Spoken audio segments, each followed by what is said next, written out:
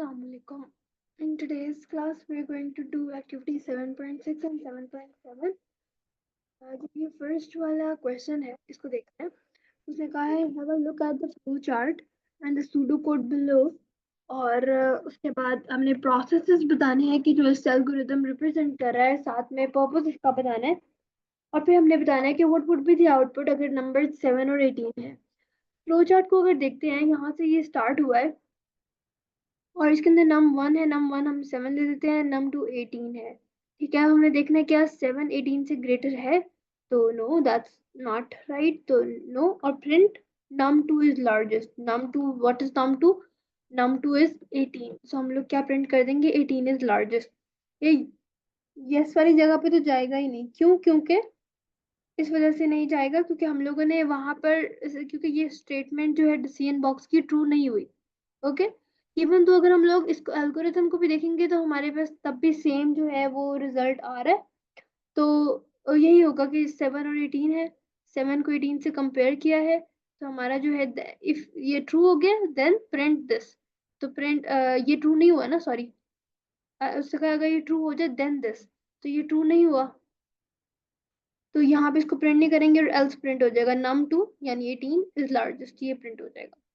अच्छा, तो अब हम लोग इसका आंसर लिखते हैं. यहाँ पे लिखती हूँ मैं. तो उसने अब कहा इससे पहले कि पर्पस क्या है.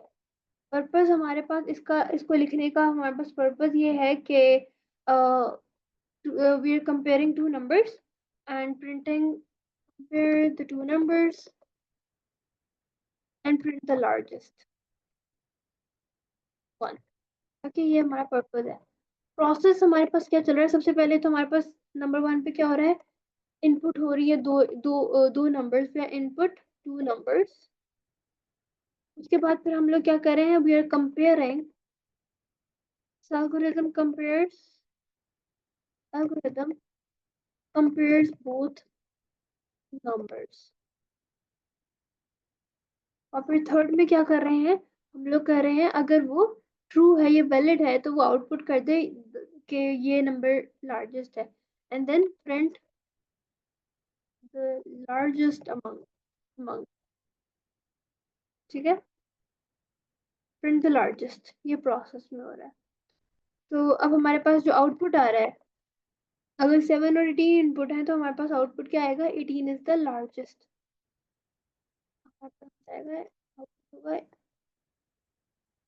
Output 18 is largest. That's it.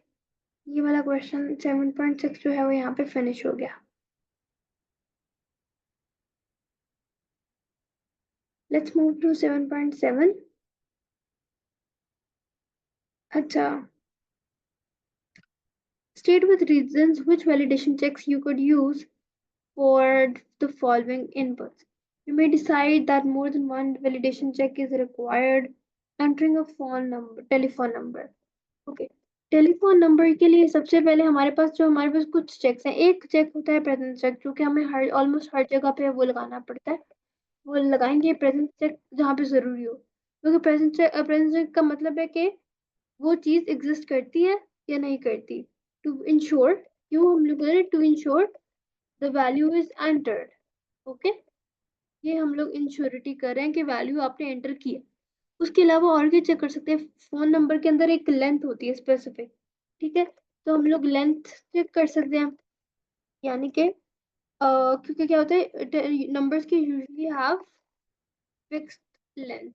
ये 10 से 11 डिजिट्स होते हैं, वेरी करते हैं फ्रॉम प्लेस टू प्लेस, ये होता है. ठीक है, उसके अलावा हम लोग फॉर्मेट चेक भी कर सकते हैं. ठीक है, फॉर्मेट चेक किस तरह से कर सकते हैं कि only digits should be allowed, letters should not be allowed, only digits should be allowed.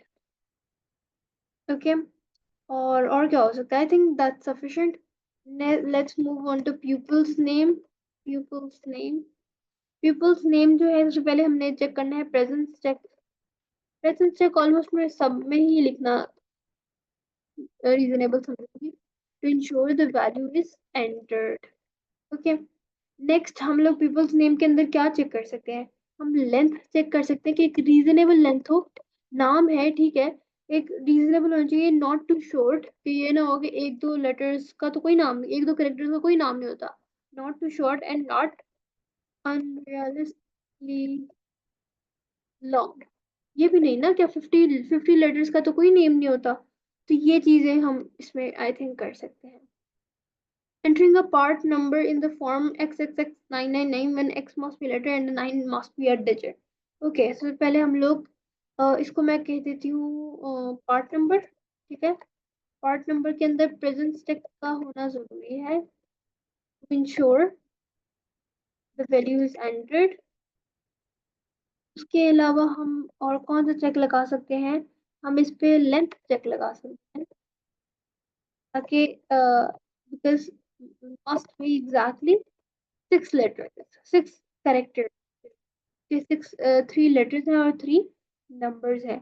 और फॉर्मेट चेक भी हो सकता है इसके अंदर, क्योंकि हमारे पास first 3 characters must be letters, last 3 must B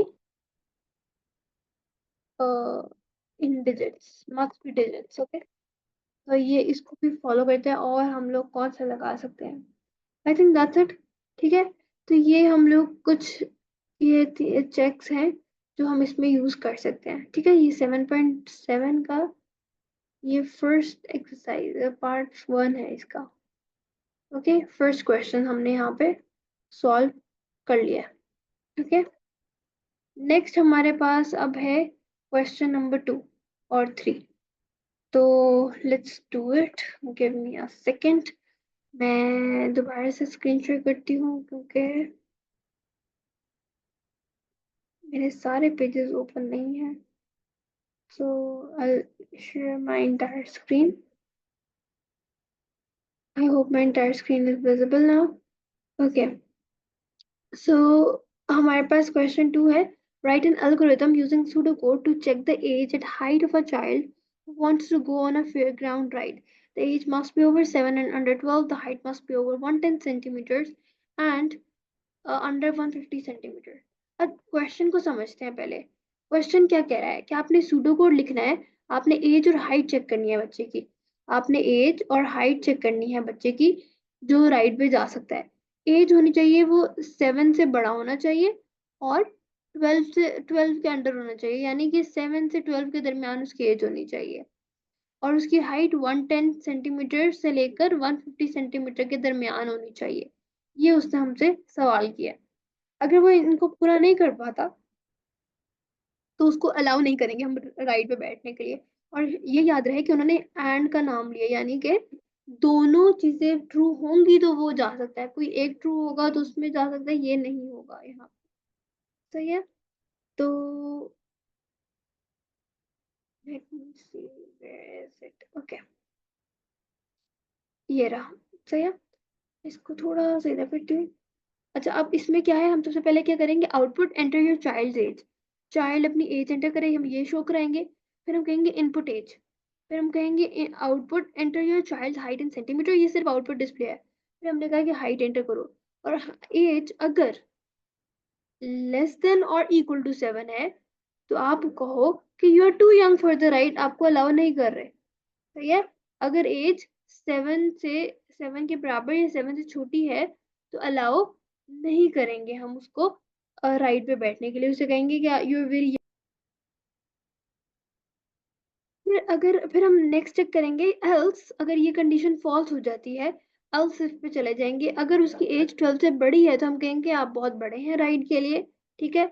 और एल्स यानी अगर वो 7 से छोटा भी नहीं है, 12 से बड़ा भी नहीं है, यानी कि वो अपनी इस चीज को फुलफिल कर रहा है कि यानी वो 7 से बड़ा है और 12 से छोटा है, 8 से लेकर 11 के दरमियान उसकी कोई एज है। अगर ये ट्रू होता है तब हम लोग एल्स पर जा रहे हैं, और फिर एल्स पे जाके हम ये सब कुछ फॉलो करेंगे। अब उसमें वो देखेगा अगर हाइट 110 से छोटी है तो कहो कि you are too small for it. अगर हाइट 150 से बड़ी है तो कहो you are too tall for it. Else अगर सब कुछ ठीक जा रहा है, ये इन दोनों में वो फॉल नहीं कर रहा, यानी इसमें फॉल कर रहा है, तो आप उसको you are allowed on the ride. And if करके पहले ये वाला इफ वाला खत्म किया, उसके बाद एंड इफ करके ये पीछे वाला जो इफ का स्टेटमेंट थी उसको हमने फिनिश किया। तो क्वेश्चन 2 इस तरह से हमारा सॉल्व हो जाएगा। क्वेश्चन 3 को देखें तो उसने कहा write an algorithm using pseudo code to check that the length of a password is between 8 and 12 characters inclusive. इसका मतलब है 8 और 12 को भी हमने इंक्लूड करना है। और ये बस कोड हमें ये बता रहा है कि आपका लेंथ ऑफ पासवर्ड जो है वो इसके दरमियान होना चाहिए, वरना ना इससे छोटा होना चाहिए ना इससे बड़ा होना चाहिए। इसका कोड देखते हैं। इसमें क्या है, सबसे पहले आप कहोगे output please enter your password. यहाँ पे चलो एक फुल स्टॉप लगा देते हैं। और फिर आप कहोगे इनपुट पासवर्ड, मतलब याद रहे कि जो वेरिएबल का नाम लिया है वही आगे यूज करना है, सही है। अब मैंने वाइल लूप लगाया है। लूप क्यों लगाया है? ताकि जो भी वैल्यू है वो इसके अंदर ही डू वाइल लूप लगाए ताकि वो इसके अंदर ही वर्क करती जाए, ठीक है। तो वाइल लेंथ हमारे हमने पासवर्ड की लेंथ है जो कि ग्रेटर देन 12 होनी चाहिए, या फिर लेंथ ऑफ पासवर्ड जो है वो लेस देन 8, यानी मतलब इनके दरमियान होनी चाहिए, ठीक है। तो ये तब तक लूप चलता रहेगा। Do if length password greater than 10 greater than 12 then output password is too long kindly re-enter, else password is too short kindly re-enter। और फिर एंड इफ करके फिर दोबारा से इनपुट पासवर्ड वाली लाइन पे आ जाएंगे ना अगर ये गलत एंड वाइल। और फिर मतलब अगर ये इस लूप से निकल गया, एक दफा उसने गलत दे दिया, फिर हम इनपुट पासवर्ड करेंगे, वो तब तक चलता रहेगा लूप। तो उस तरह से ये हम लोगों ने पूरी एक स्टेटमेंट लूप का जो है वो बना दिया।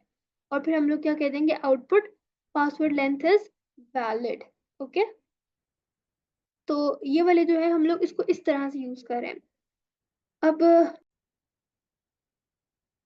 मैं इसको अगर समराइज करके अब बताऊं तो इसको इस तरह से भी दिखा जा सकता है कि लूप तब तक चलता रहेगा कि एज लॉन्ग एज कि password is either too long, यानी कि वो 12 से बड़ा है, या फिर वो बहुत छोटा है।